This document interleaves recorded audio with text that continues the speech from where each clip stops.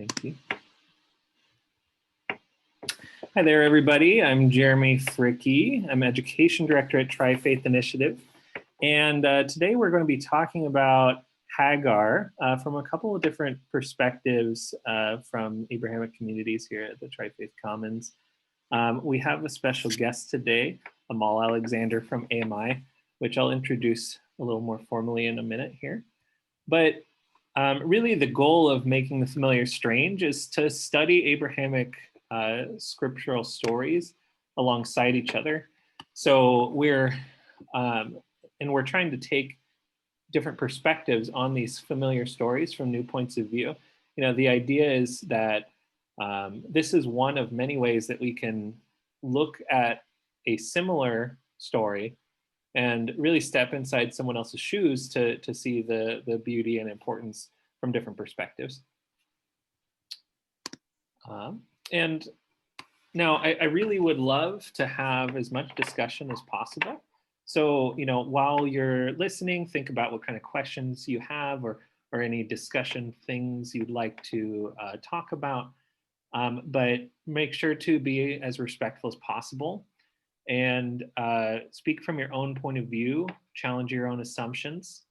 And really for this, we're not really looking for right answers per se. We're looking at what are the different things that we can gain from learning about these stories from these different perspectives.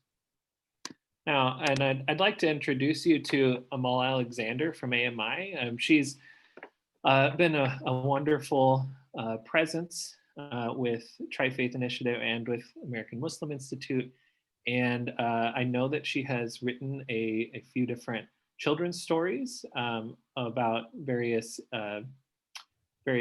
topics of holidays, as well as various heroes from the Quran, which she is welcome to talk about if you'd like. But again, I want you to welcome her, and she will tell us a little bit about some Islamic perspectives on Hagar. Although one last note is, again, you know, if you have anything to add or any perspectives to you know, add to how these stories go, you know, feel free to add in the chat or say something out loud about, you know, this is how I learned this story, or this is a different perspective on this story. So I will give it to you, Amal. Okay. Thank you so much, Jeremy. Assalamu alaikum, everyone, and hello, and thank you so much for allowing me to inviting me for your discussion. My name is Amal Alexander. I'm from England. I grew up in England, and I've been teaching. My profession is being a teacher, and also I've been teaching Islamic to children for almost 20 years now, and I really enjoy the stories. So eventually, I guess it was just coming that I brought the stories into life, and then wrote books about them. Amal, I'm sorry to interrupt you, but I need you to move a little closer to your microphone and perhaps speak in a little bit louder voice, please. Okay. Can you? Oh dear. Thank you. Okay. How is it now? Better. Thank you. Can you guys hear me better? Yeah. Okay. So, like I was saying, I've been talking about Islamic stories teaching Islamic studies to children for almost 20 years now. And then a couple of years ago, I decided to, bring the stories to life and then write books about the stories. And then, I started with the story of Adam, and then, I wrote the story about Maryam and Mary celebrating Eid. And anyway, enough of that. If anybody wants to know about that, I can talk about that later on. So the story of Hagar is, there's not a lot of quotes from the Quran that talks about Hagar specifically, but there's a whole chapter of Abraham, peace be upon him, in the Quran. And then sometimes in the Quran, whenever there's a story that's stories that are related to those verses, then there's a whole section of like almost 2 pages of the story behind it. And I will share with you soon about the prayer that Abraham had made when they were together. So, and that's where the details of the story comes from. So before I delve into Hagar and then, what she means to us, I wanted to go back into the background of the story and of how she came into the lives of Abraham and Sarah. So the story goes that, Abraham and Sarah used to live in the land of the Canaans, which is, modern day Syria and Lebanon and in those areas and Palestine and those areas. So they were stricken by a famine at some point. And, so they decided to travel to Egypt. So Sarah and Abraham traveled to Egypt, to seek a better life. And, but in Egypt, there was a Pharaoh, a king. And he had this thing to take other people's wives. And then, and then he had this harem where, he would just take them into his possession. So when Abraham and Sarah came, and then, he found out that, he invited them, and then he demanded that he take Sarah into his possession. And I think at some point Abraham tried to save her and then say, "Oh no, she's not my wife. She's actually my sister." But that didn't really stop the king. He still took Sarah into his possession. And so what happened was, once he took Sarah into his possession, at some point he tried to approach her and, touch her physically.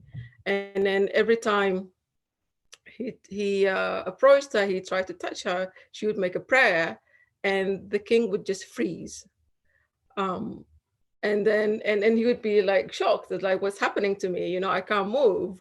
And then he would ask her, can you pray? Can you pray for me that, that I get released from this, and then she would, and then he would get released and he would go back to normal again. And then, of course, as humans go, he tries again. And I think about the third time, he realizes that she's not an ordinary woman, and she can't just, she's not just somebody that he can just take into his possession and, do as he pleases. So he thanks her, and to show his gratefulness, he on her departure, he gives her lots of gifts, and one of the gifts is his daughters, Hagar. So when Sarah is leaving, she goes, she leaves his palace, so to speak. And then, so she goes away with all these gifts, as well as Hagar, who he gives her to help her, and then, as a thank you gift. So she goes home to her husband, Abraham, and then she shows him, she tells him the story, what happened, and then, that the king has given her all these gifts. So that's how Hagar comes into their lives. And I think that was an interesting story for me to share. And so eventually, Abraham and Sarah start getting old, and then they can't have kids. And then Sarah asks Abraham to take Hagar as his wife so she can bear him children, knowing that Hagar is the younger woman. So he does, and then they end up having a son called Ishmael. In Arabic is Ismail, which also I find in Hebrew as well. It has the same meaning. It means God hears. The word Ismail, it comes from the word Isma in Arabic, means to hear. So so they give him that name, Ismail. So at some point, the story goes that maybe Sarah felt jealous that, that Hagar had the son now, she had a child. And she asked Abraham that to take Sarah away. So Abraham takes his wife and his Sarah and Hagar and her son. God actually asked him to go and take them somewhere as far. It's about, now it's modern day Saudi Arabia and Mecca, but it's about 700 miles. I think it's southeast where they were at the time. So they traveled quite far away. And then at the time, of course, neither of them understood why God asked them to travel all the way, there. And then it's not, that was a barren, it was a desert, it's a barren land. Nobody lived there. So when they Abraham and Hagar travel and with their baby, once they reach, I think it was called Mecca in the old days, which is now, like I said, modern day Mecca. Once they reach there, after a while, he leaves them. He starts to walk away. And then here's Hagar with the baby. And then, here's a place where it's like basically a desert with nothing. She runs after him and she says, where are you going? And then he won't really respond to his wife. And he carries on. And then she says, why are you leaving us here? And then he still won't respond. And then she says, are you leaving us here because God asked you? Did God command you to, leave us here? And then he says, yes. And then, she thinks about it and then she says, then God will not abandon us. And I mean, that is a very strong faith to have, to, to just to stay in a desert where you're on your own with your baby, and then the only person that is just like, and the man that you're supposed to be married to is leaving, walking away. So when he leaves, Hagar is left in the desert with just her and a baby. And then eventually, the water that they had in this leather container and the few days that they had runs out and the baby starts crying. So Hagar is just doesn't know what to do.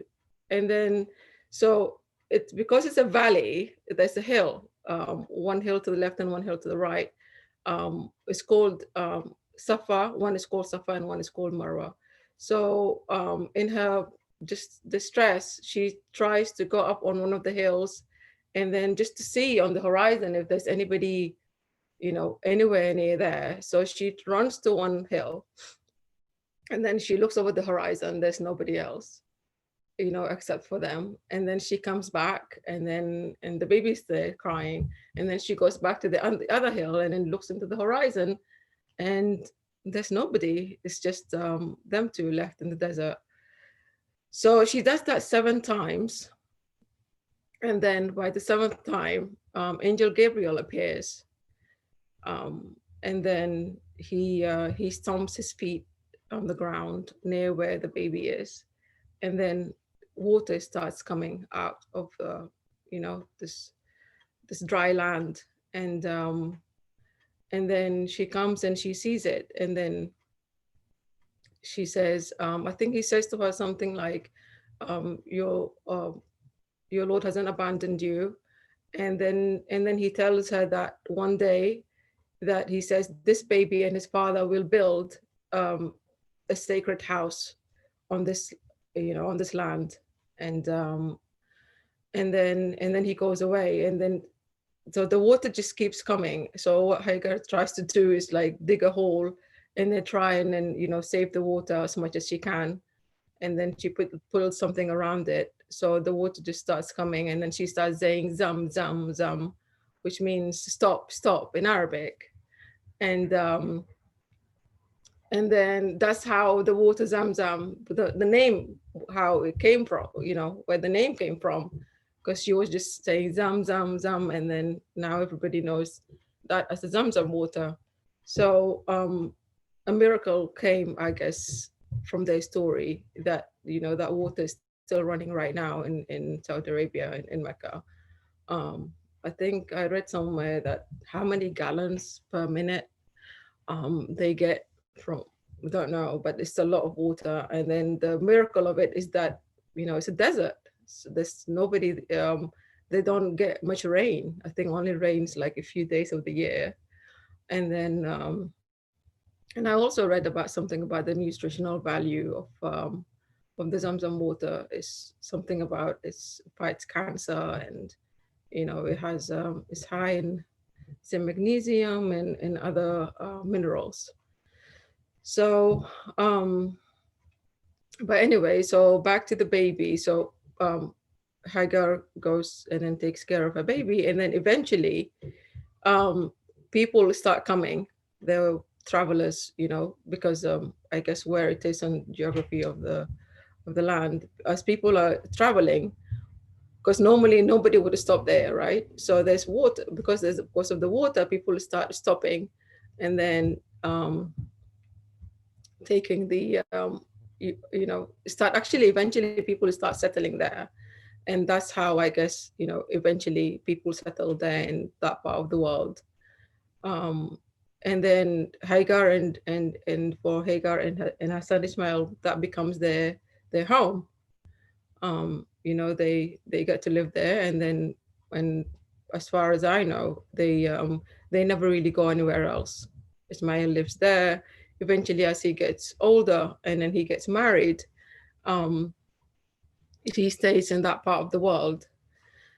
Um, so um, so that's the story of Hagar. And when I used to hear about the story, it used to like really, you know, in my young mind, it was always like, oh my God, you know, this lady was left in the desert by her husband, and then you know this poor lady. But then again, it's you know, it's her strength and the strength of her faith that you know she stayed there, and also it was part of God's plan. And then you know you realize what is the purpose. And then one of the things that I've been thinking about recently is that you know they say God has a bigger plan, and then obviously you know it's because of that time, you know that Abraham left his family there and they settled there.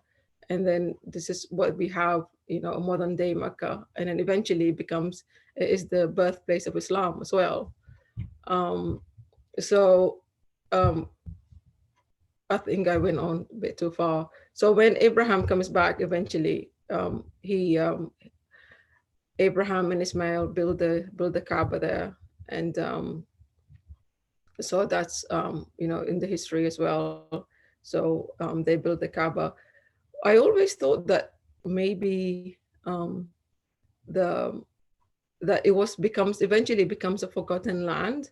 But recently when I was researching about the story of Solomon, and I found out that there's a story that he went to you know he went to Mecca to perform Hajj, because at some point the angel, when they build the Kaaba, angel Gabriel comes down, and then he shows them how to perform the pilgrimage, the rituals of the pilgrimage.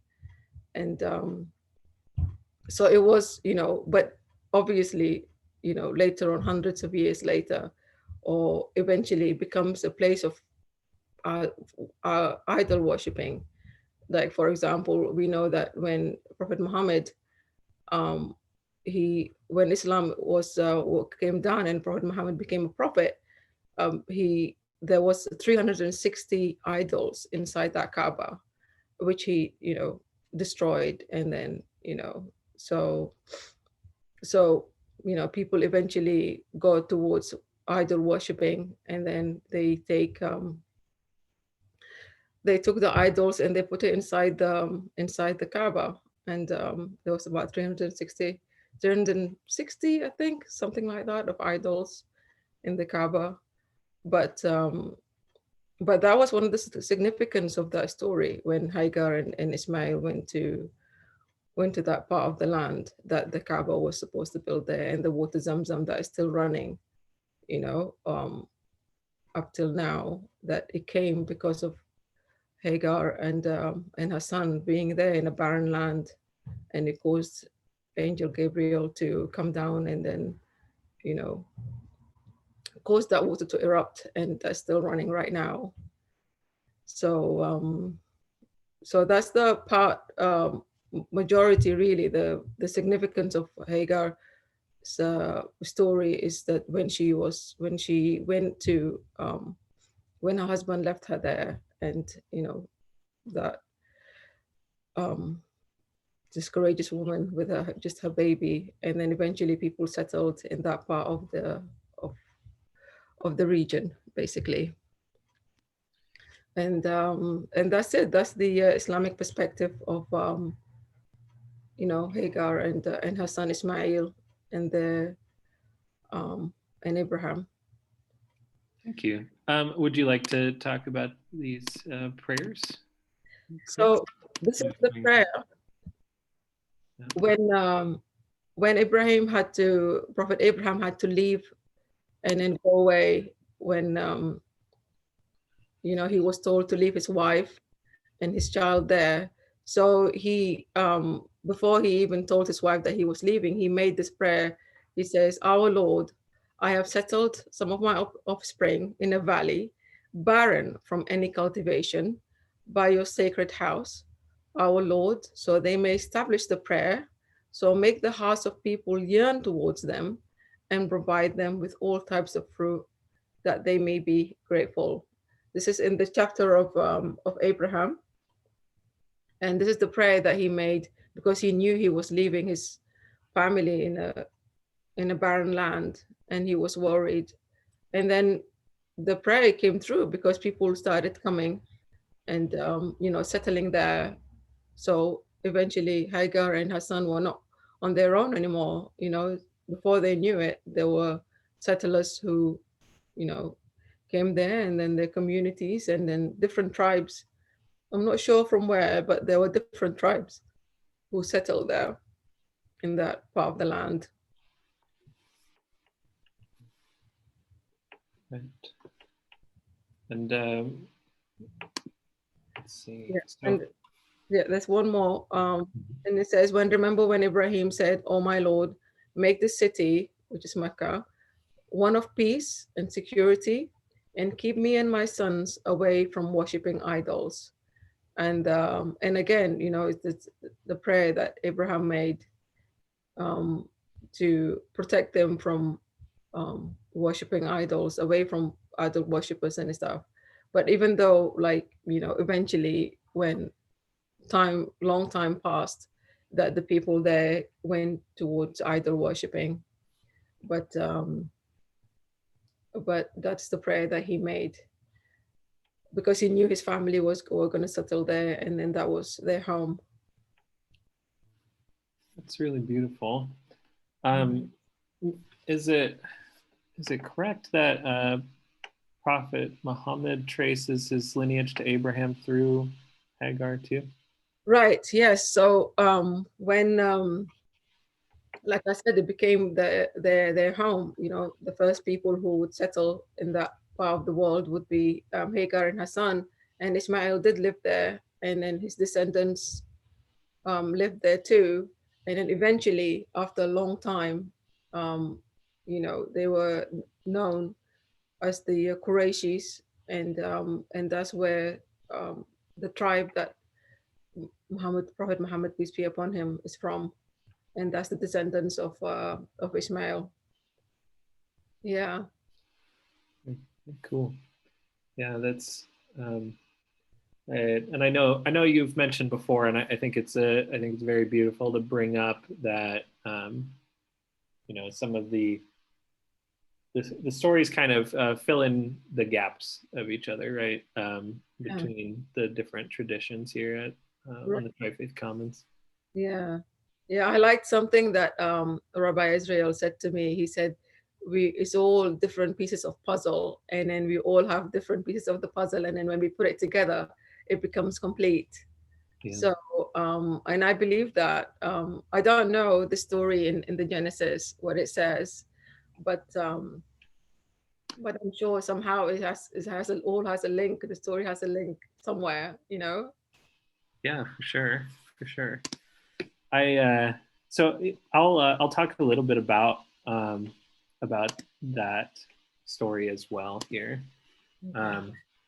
So firstly, I want to mention before we kind of get into that is that most, I would say, as far as I understand, about most synagogues and churches, the importance of Hagar is generally understood to be pretty low. I think that's mostly put on by, there's just so many people in the Hebrew Bible that they're not on top. But I know that this story in particular, for me, has kind of like literally sort of made the familiar strange, if you will. The title of the program. I feel like rereading it after learning a little bit about the Islamic perspective actually made me realize how important Hagar is even in the Hebrew Bible. Most of the time, let's actually start with sort of a chronology of what happens in Genesis really quick. Okay.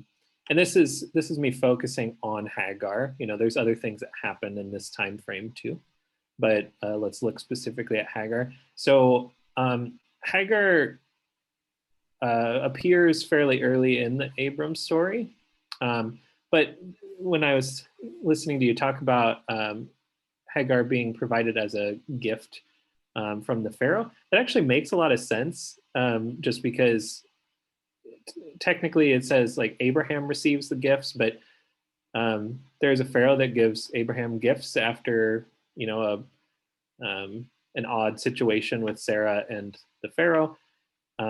It does make sense for Hagar to be one of those. Yeah. But they don't go into a whole lot of detail at that point. Right. But very quickly in the story, Hagar is given to Abram as a wife, and she conceives. I do want to mention here that a lot of the time, people translate her station as concubine, but in reality, the word that's used is the exact same word that's used for Sarah. So they're at the same station in relationship with Abram at this point. And I use Abram at this point because he's not named Abraham until later. Same with Sarai, is not Sarah until later, according to this story. Okay. And then she conceives very quickly.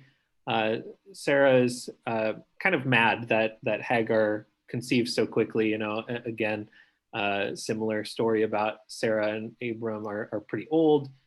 That's partially why they conceive with Hagar instead. Similar narrative there. Technically, the text actually shows that that Sarai is mad at Hagar, not the other way around at this point. We usually kind of focus on the other direction, but that's not really what it says. And then Hagar stops at a fountain when she's kind of cast out from, or she runs away. She runs away from Sarah here, and Hagar stops at a fountain, which again is very, she's very well connected to water in the story. And the fountain is translated as the well of the living one who sees me. She calls God El Roy, El Roy, which means the God who sees me, and she's the only one who uses this name for God. But it's a very beautiful name. There's been so many things written about that name for God, but she makes very clear that that's important. So that idea that God sees her is very special. And then the angel, who is actually the first angel to appear to a person in the Bible, in the Hebrew Bible, in Genesis, the very first angel to appear to a person is actually to Hagar here. Oh, wow. At least the messenger angel. Yeah. Malach is the term for it. It means messenger, but it's a, in this context, it's clearly like one of God's angels. Yeah. It's also the word malaika in Arabic, which means angel. Yeah. Yeah. No, there's a lot of connections here. And I did not realize there were so many Right. until I kind of prepared for this. Ishmael means God will hear. So we see both God sees and God hears, right? There's a kind of this intimate relationship that is described here between God and human. This part has been used in some negative ways too, but Ishmael is prophesied to be wild and warrior-like. Although I've read some interpretations that suggest that really it's trying to show a level of equality and independence that Ishmael has. That's because he kind of disappears from their narrative after this story too, with Hagar. So there needs to be some kind of implication that he is a survivor, because he is the father of many nations later. And then we have a few different events that happen. One of the more notable ones, I think, is, Sodom and Gomorrah happens between the beginning and the later side. Yeah. At some point, when so three angels come when it's just Sarah and Abraham just by themselves. Three angels come by, and then you know how they also, and then even in the Hebrew, they've always been known they like to host people. They like to just, whenever they have guests, they like to just make feasts for them. So when he sees three, the angels, obviously they come down as humans. He tells her to go and then get that calf and then make a feast, and then and they do. But when they sit down, they see that the angels are not eating, and then Abraham gets worried. He said, "Why are you not touching the food?" And then they tell him that God sent them to on a mission for Sodom and Gomorrah. But they said, before we go there, we have a message for you, that you will have a son. And then Sarah laughs, and then she says, "An old woman, is gonna have a baby." And then he says, and then they tell him that this is God's command, and then it's been decided that you'll have a baby. And then that's when they end up having Isaac after that. Yeah, it's interesting. Yeah, and that has a lot of overlap. I mean, you can read that in the Hebrew Bible as well. Okay. It's not as directly connected, but you can definitely see that as part of the story. Yeah, but I see the link though. Yeah, I love it. I think it's really cool. So the point where Hagar is kind of ousted from the community is right after Isaac is born. The story goes that Hagar is kind of frustrated with Sarah and says something, it doesn't say what she does or anything, but she does something that is considered offensive by Sarah, and she's cast out. She demands that Abram basically kicks Hagar out. Now, an angel actually appears, or God comes to Abram, and he says, "Don't let what Hagar and Ishmael, don't let what they have done bother you, really. Do not let what they've done be grievous in your sight, but you are expected to listen to Sarah." So he did not hold a grudge here against Ishmael and Hagar, but he did take them away. And actually, I didn't realize that there were so many, it's not the exact same story by any means, but the similarity of Abram actually gives supplies to Ishmael and Hagar and walks with them to a new place, right? At least partially to a new place. He prepares them for their journey. But the story goes here that Hagar ends up running out of supplies, and there again, a lot of overlap here. She actually sets her child down in a bush and says, "Let me not look upon the death of my child." And she cries out to God, and it's a very dramatic and sad experience. Now, it's also interesting that the Bible mentions a bow shot away, because Ishmael becomes an archer. Okay. So, but what happens is God hears the voice of the lad, so Ishmael, because according to this, he's probably around the age of, he's a teenager, basically. He's like 16-ish. It depends on how you read it. And the angel says, what aileth thee, Hagar? Fear not, for God hath heard the voice of the lad. Lift up the lad and hold him in thy hand, for I will make him a great nation. So the last we hear of Hagar at the end of this story, though, is that she finds Ishmael a wife from Egypt. And that's kind of where Hagar ends up disappearing. But it's clear that she is deeply important. I also want to mention here that, so right after this quote from the angel, her eyes are opened by God, is what the phrase says. It says, and Hagar's eyes were opened by God, and she saw a well, right? So she sees water. She's able to fill up the water and survive. And I want to point out, maybe I might have went through a couple of these. Her name, at least in Hebrew, literally translates to something like stranger or foreigner, or exile. There's kind of some overlap with all three of those terms. The language is a little bit different in English than in Hebrew, so it means a little bit of all that. And that is clear because again and again they do describe her as Hagar the Egyptian, right?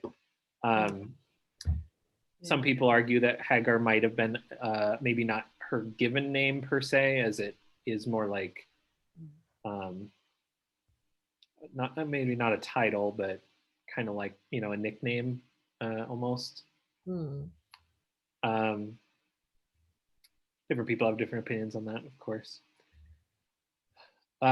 But she has a lot of interactions with God, and I did not realize how many, how much dialogue is given from an angel to Hagar is very much more important than I remember being taught when I was a child. Yeah. I really find it, we always overlook that story, but it's such a significant story, even Islamically. For example, when I was telling you, when she's running towards the two hills, one is called Safa, one was called Marwa.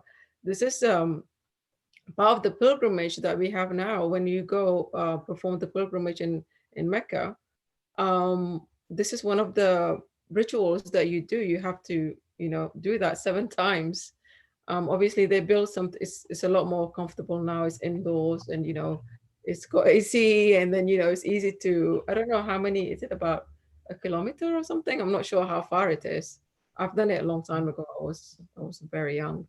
But it's, we still do that. It's part of the, part of your pilgrimage to when you go to Mecca, that you have to do. So that's another interesting thing.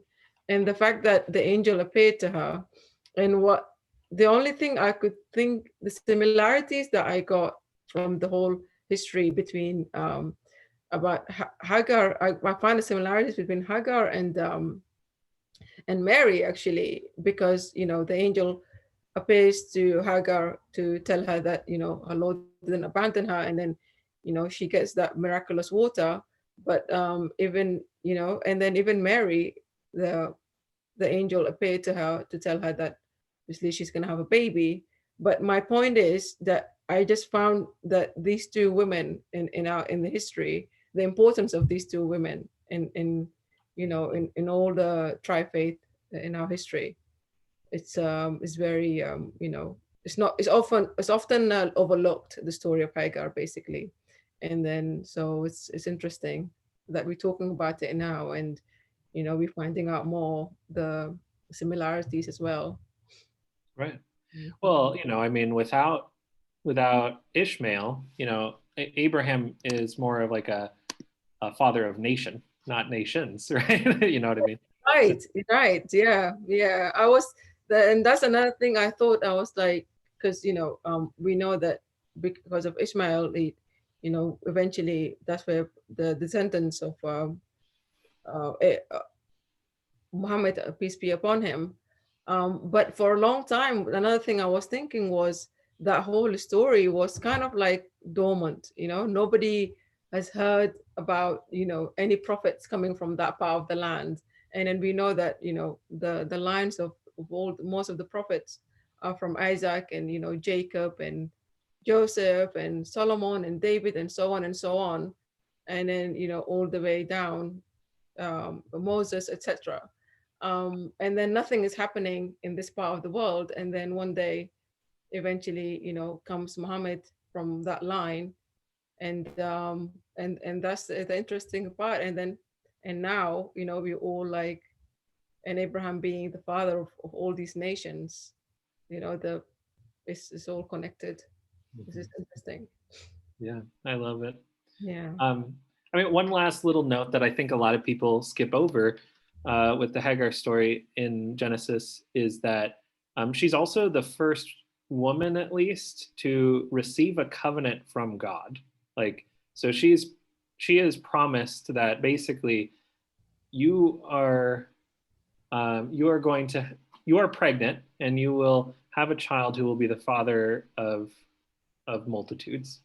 Right. And that's a very special thing in the Bible. The truth is that women tend to not have a very prominent role very often, Right. but Hagar has a much more prominent role than I think we have given credit for. Yes, absolutely, I agree. Yeah.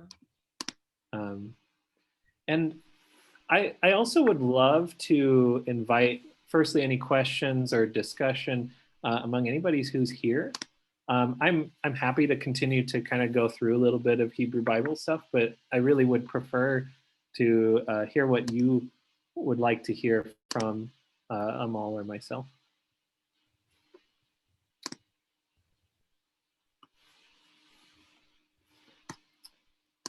I think while you're thinking. Amal, I wish I had talked to you 5 years ago. We wrote a Sunday school story about Hagar, figuring we Christians had given that whole thing a short shrift. And it's interesting. I just glanced at it, and I'd have to read it, and I'd be embarrassed to show it. But we focused on Hagar being a person who had the courage to cry out to God about the terrible situation in which she found herself, and that God responded and heard her. And we really emphasized with the kids that God's message to her was, I see you, you count, you're real, you are, your concerns are my concerns. And so that was kind of fun. And we had to, we told the kids we're filling in between the lines because this is not how it's all written in our scripture, but we always suggest to them that they are wanderers and they need to think about the message that they hear from the story. So that's kind of fun. I love this. I'm going to go back and rewrite it now. Thank you. I would love to add really quick that, additionally to what you were saying, Deb, there's something very particular about this woman being an Egyptian servant woman in the context of her society, and being the person who is the first woman to engage with an angel, one of the first women to receive a covenant from God. And you know, really using that special term of El Roy, and you know, receiving a lot of beautiful statements from God and the angel in this circumstance. Jeremy, I really liked, I guess, what you just said there, and this kind of goes off of what I just posted in the chat comments. I was raised in a small town evangelical Christian church, and for me growing up, this story was really presented as being about the sin aspect and the mistakes that Abram and Sarai made in this situation, and then the consequences that came out of that.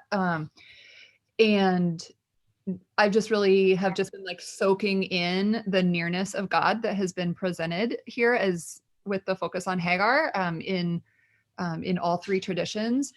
And really then, Deb, thinking about what you said about like how kind of changing then how we teach kids about this story, and realizing the continued importance of exposing my children and other children to not only a Christian perspective on a story, but the wisdom and the beauty and the togetherness that we're able to experience when we look at multiple perspectives here.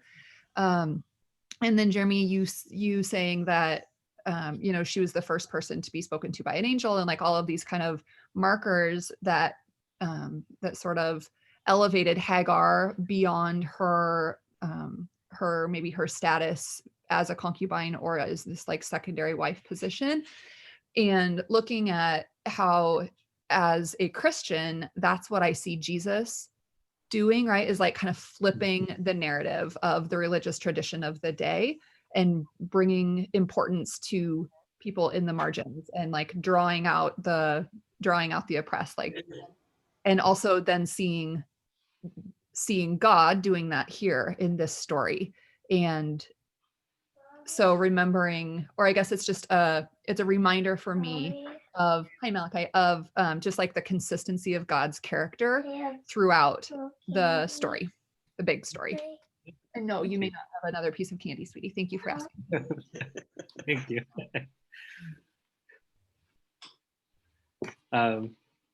You know, and I would invite anybody else to add. I also, I do want to also mention that, you know, when you're looking at these stories, and I feel like this story might bring it out even more than some, you know, really look at like the senses being used. You know, what does it mean to hear or to see when you're reading these stories? You know, is there a difference in how, you know, one person hears or sees in the context of the story, and why does that matter? I don't have the answers to that, but I think it's interesting. You know, why does sometimes God hear, and why does sometimes God see? I don't know, but definitely look at that. Can I say something about that? So Islamically, God has 99 names, and then two of the names that you're mentioning, one is As-Sami', the one who hears, and one is Al-Basir, the one who sees. And it was interesting that, you know, when you were saying that she received the covenant, and then, you know, it was, the character was El Roy, but in Arabic it's Al-Basir, the seer. So, you know, so it's one of the names of God, of Allah, that that we have. And that's what I was thinking about. So it's his attributes, basically. He's the all-seer, the all-knower, you know, the hearer. So it's about 99 names, and there's a song that I teach the kids that we sing together. So yeah, it's interesting. Yeah, I'm sure it's awesome. I would love to hear that sometime.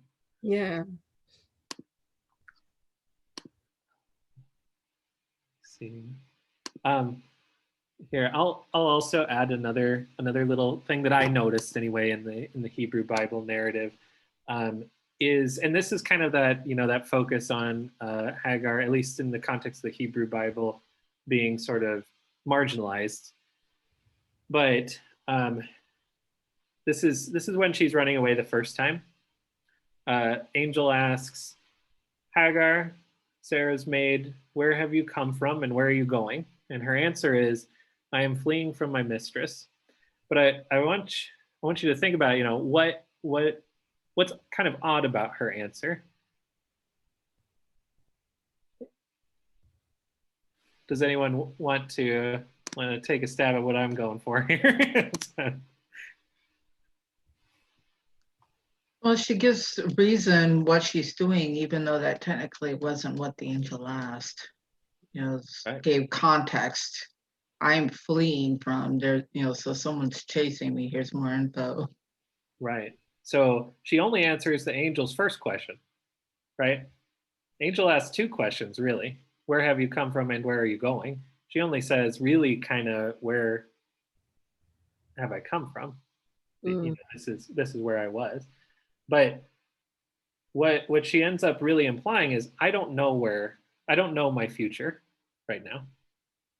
So the angel responds. The angel says, that's where he says that this is,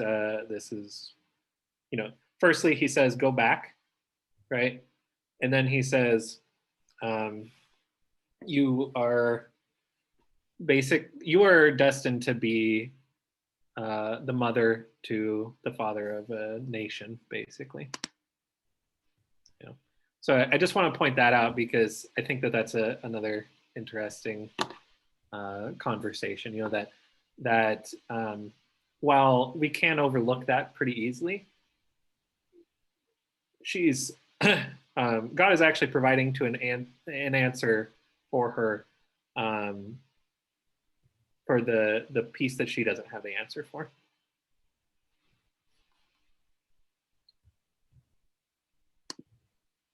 Let's see. Yeah. And just kind of some more verses about that hearing and seeing, you are the God who sees. And she also says, have I even remained alive here after seeing him? Things like that. So there's a lot to gather from really looking at the depth of any of our stories and kind of looking at them through the context of each other's perspectives. This, I think looking at Hagar would not be as likely without, beautiful relationships with the Muslim community. And I think that the same can probably be said across other lines as well. Yeah. Does anyone else have any questions or comments or any of that?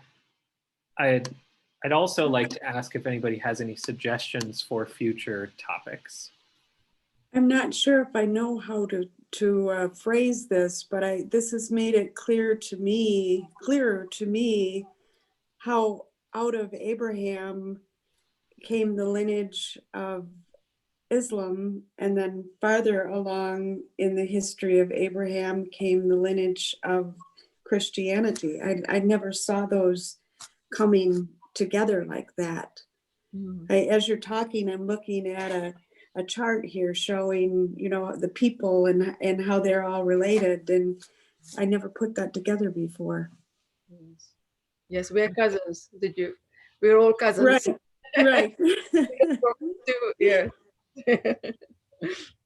I'm curious, in the national conversation in particular around what's happening with the Abrahamic Accords and in Abu Dhabi, there's a lot of media and sentiment about the intention to blend together into one faiths, the Abrahamic traditions. And where do you think us celebrating finishing each other's sentences in the story, where are the lines for us to celebrate the autonomy and specialness and difference of each of the faiths? And where is there the place for us to to do what we did today? Is that a question for me? Well, I'll let Jeremy go at it first because he's used to my questions, and then you can follow in with. So firstly, I'd say that, you know, interfaith work should always be a practice of seeking both the similarities and the differences, and be okay with both. You know, that they might be challenging sometimes, and that's okay. I mean, I hope that while there are a lot of similarities, a lot more similarities than most people think of with Hagar, that's partially why I focused on those similarities with this story, because most people come to it assuming that that there's a certain narrative, and that's not necessarily what we have to read out of the text, and that when we kind of look at the way that, in particular, Muslims look at Hagar, it actually helps Jews and Christians to see Hagar in a new light. Now, that being said, I mean, there were definitely differences too. So like the Pharaoh situation that you talked about, you know, that in the Hebrew Bible, it implies that the Pharaoh did have his way with Sarah, and you know, it also implies that Abraham sort of gains from that to some extent by receiving gifts, because basically because Abraham's God is so powerful that it causes problems for Pharaoh at that point. There's definitely differences in the story, and I think that it's okay to look at the same story from all those different perspectives, and see those similarities and those differences. Amal, how would you answer? Well, the thing is, yeah, and I hope like some of you who didn't know how the, you know, Islam and Judaism and Christianity is all connected, that, you know, so we have one father, Abraham, and then his two sons, you know, one we have all the lines of the prophets, you know, from Jacob to, you know, all of them, all the way down to, you know, Moses, etc., and even Jesus. And then on the other hand, you know, where Ismail's descendants were eventually where Islam came from, and Prophet Muhammad, and then they're all from the same descendants. It's just our connection, and also the message is the same. It's just, you know, believing in God. So it's intertwined. We can't, you know, we can't just, you know, cut a cord and then try and separate it. You can't separate it. It's just all the same. And the main thing is that it's a message for us to learn from, and then, you know, to come together and then talk about how you know, how we all connected rather than our differences. You know, our connection is way stronger. You know, our bond, and then is way stronger than, you know, our differences, and how, you know, we can learn so much from each other, and how it would just change the world completely. It's bringing peace and sitting down and listening to each other, and then, you know, celebrating what makes us the same and a whole, rather than what, you know, differentiates us. I also want to add really quick that, like, you know, I have a family at home, which is really just my spouse and I. And then I have my slightly bigger family where, you know, I'm with my parents or my parents-in-law. Then I have a bigger family where we look at my grandparents. I don't know that they're all the same. You know, it's we're not simply one family. We're like families that are part of families. You know, sometimes those differences can actually increase the bond. You know, and that the similarities also increase the bond. You know, I wouldn't want to imply that my family relationship is the exact same relationship with my cousins as it is with my spouse. And they're, but I love my cousins, and I hope to visit New York to visit my my cousin once this pandemic is over. We talk about a lot of things, and I think it actually can help my relationship with my spouse because we are able to sort of experience things through each other.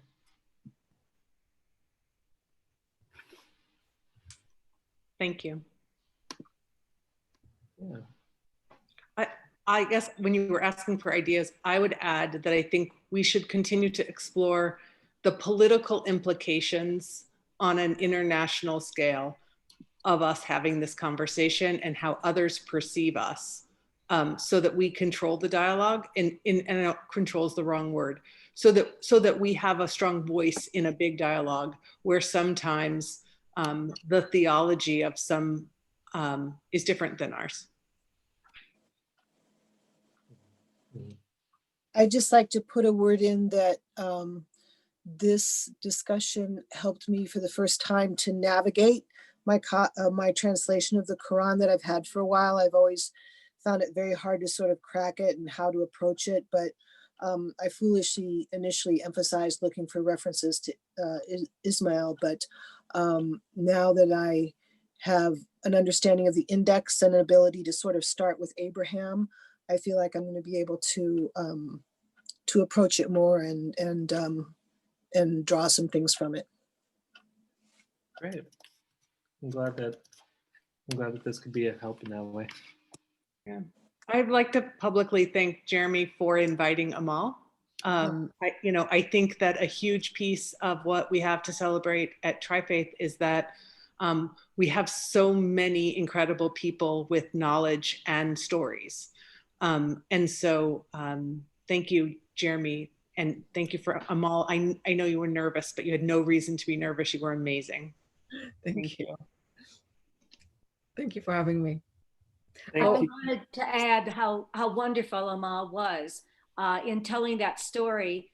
And I really would like to read your children's books, because I think children's books can help tell us things as adults we don't always understand.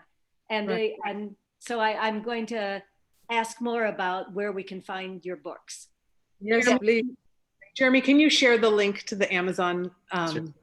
Yeah. They're for sale on Amazon. So in the recap and the recording of this, we'll add the links to purchase Amal's books. Thank you. Thank I wanted to say, when I write the books, I know that a lot of times it's the parents reading to the children.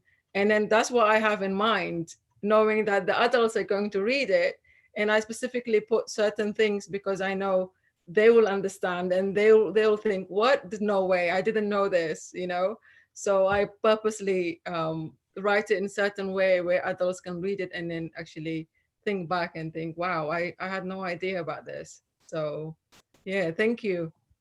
Okay, and I'm going to put a plug in for supporting local business. When Amal first did her post about her books being out, I called the Bookworm, which is a locally owned store, and they got them for me. So I don't know, I'm not in Omaha right now, so I don't know how many are on the shelf, but your local business can get them for you. Thank you. Thank you so much. You're welcome.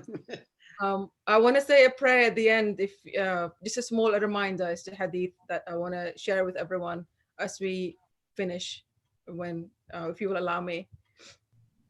Please. Love it. Okay.